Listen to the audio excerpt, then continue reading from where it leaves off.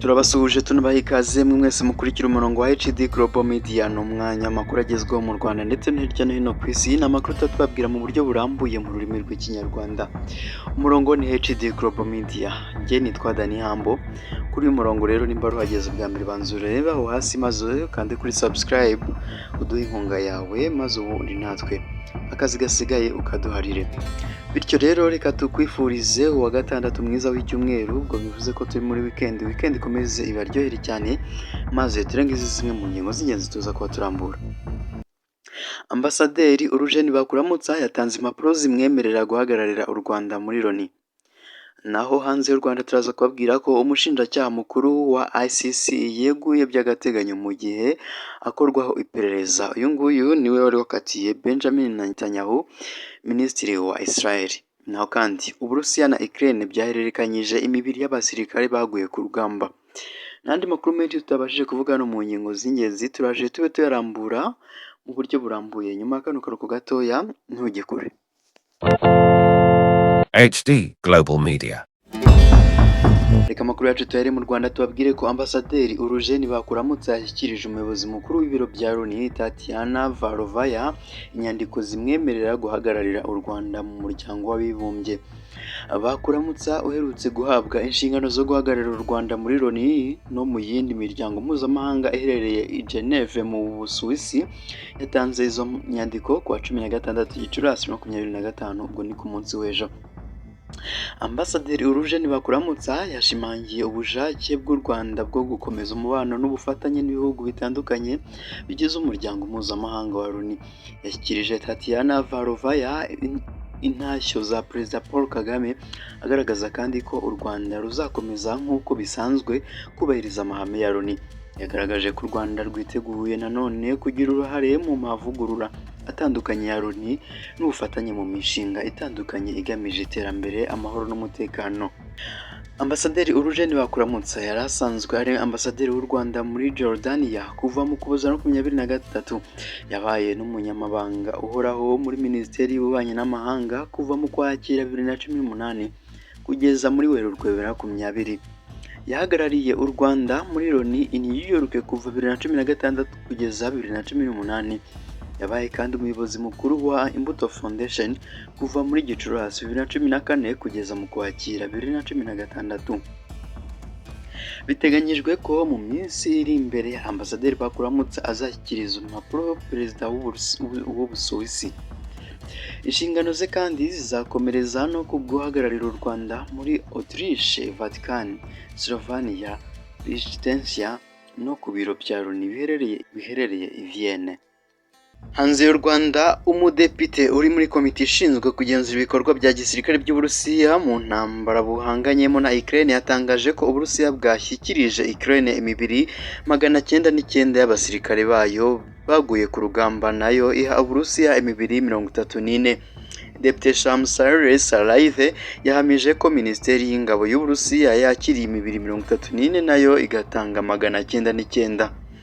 Ukraine ibinyujije ku rubuga rwa Telegram yavuze ko yakiriye imibiri 909 ariko ntiyavuga umubare w'iyo bwoherereje Uburusiya y'abasirikare babwo baguye ku rugamba.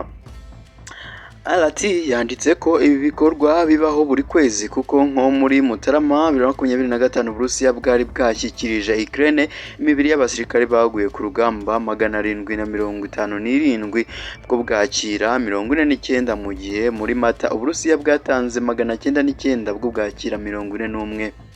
Mu biganiro byabereye muri Turukiya ku wa 16 Gicurasi 2025 Uburusiya na Ukraine bwemeranyije guhererekanya imfungwa z'intambara 1000. Tugana ku musozo, reka tubabwire ko mu ijoro ryo ku wa 14 Gicurasi rishyira ku wa 15 Abanyapalestine 62 bishwe n'ibitero by'indege za gisirikare za Israel muri Gaza nk'uko byemejwe n'ikigo gishinzwe ubutabazi. umuvugizi w'ikigo gishinzwe ubutabazi kiri mu maboko ya Hamas Mohamed Bassar yabwiye BBC ko kuva saa 8 z'ijoro amatsinda y'abatabazi yakuye imibiri 56 mu gace ka Khan Yunis, 4 muri Beit Lahi mu majyaruguru ya Gaza n'indi 2 muri Deir al-Balah hagati muri Gaza. Mu bapfuye harimo abagore, abana ndetse n'impinja. Hari kandi umuryango umwe ugizwe n'abantu 13 bo muri Khan Yunis wose wazimiye burundu nk'uko uwo muvugizi yabihamije. Mohamed yongeyeho ko kuwa kabiri ibitaro byitwa European Hospital biherereye i Khan Yunis byatewemo ibisasu 6 icyarimwe byica abantu 28, abandi barakomereka byangiza n'ibikorwa remezo. Kuri ubu ibitaro bikaba bitari gukora. Nubwo ibiganiro byo guhagarika imirwano bikomeje Doha ntacyo birageraho, abantu barenga 65 barekuwe na Hamas basabye guverinoma ya Israel kutazava ku meza y'ibiganiro hadasinywa amasezerano. Bavuga ko abanya-Israel benshi baha agaciro kugarura abashimuswe kurusha gukomeza ibikorwa bya gisirikare muri Gaza. Gusa guverinoma ya Israel ivuga ko igitutu cya gisirikare ari cyo cyonyine cyatuma Hamas irekura izo mbohe. Dusoza reka tubabwire ko umushinjacyaha mukuru w'urukiko mpuzamahanga mpanabyaha rwa ICC Karim Khan yeguye by'agateganyo ku wa 16 Gicurasi 2025 mu gihe akomeje gukorwaho iperereza ku cyaha cyo guhatira umugore kuryamana nawe. ICC yavuze ko ngo umushinjacyaha yatangaje icyemezo cyo kuba yeguye kugeza igihe iperereza rizarangirira. Umugore ukorera ICC mu mwaka ushize yamenyesheje ishami ry'uru rukiko rushinzwe gukurikirana imyitwarire y'abakozi barwo ko ubwo yari mu cyumba cya hoteli New York mu Ukuboza 2025 Khan yinjiyemo ku gahato amukoresha imibonano mpuzabitsina. Yasobanuye kandi ko Khan yamukoreye iki cyaha ubwo bari mu kazi muri Colombia, Congo, Chad, mu Bufaransa ndetse ni Le Haye mu Buholandi.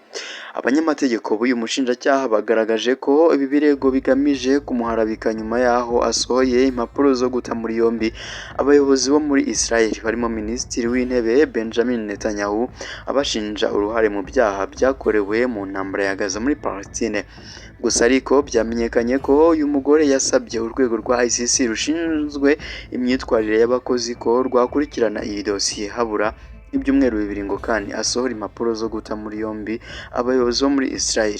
Kandi n'umushinjacyaha mukuru wa ICC kuva 2021 mu gihe gikorwa iperereza inshingano ze zizaba zikorwa n'abashinjacyaha 2 bamwungirije. HD Global Media. Ni nuko dusoje amakuru yaragezweho kuba none reka tubarare cyane makuru aza kubagezweho. Hagati aho mukomeze kugira weekend nziza kuba yizihiza mwese nanone, kandi ababa bizihije isabato uyu munsi nizere ko yagenze neza, ariko nabasenga ku cyumweru ejo icyumweru kizabagendekere cyiza. Bityo rero reka njye mbasezereho maze ubundi mbarare cyane makuru y'imikino abaca kuri uyu murongo wa HD Global Media. Nimba ari wageze bwa mbere rero mwibuka kugenda ukoze kuri subscribe, mukore like ndetse munatanga comment kuri aya makuru. Njye rero naho utaha, ciao ciao, bye.